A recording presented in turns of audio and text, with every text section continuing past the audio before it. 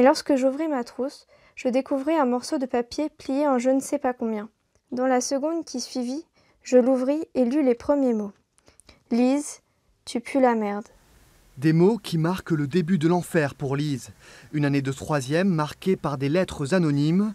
C'est dans ce sanctuaire peuplé de peluches et dont les murs sont recouverts de photos de ses proches que Lise s'est reconstruite par l'écriture. Et cette victoire, un livre publié chez un éditeur indépendant. Au départ, j'ai écrit parce que ça me faisait du bien, c'était un peu comme c'était ma thérapie, parce que je voulais pas forcément en parler. Et c'est comme ça que c'est devenu après un livre à force d'écrire. Si la littérature a été une thérapie, la relation qu'elle entretient avec sa mère lui a permis de ne pas perdre pied.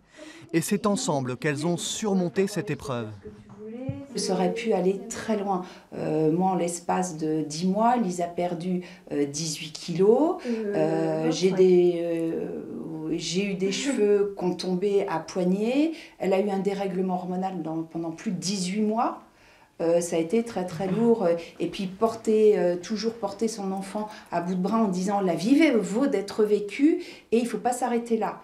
Et dans toute expérience, la plus négative soit-elle, il y a toujours du positif à ressortir, même si c'est après.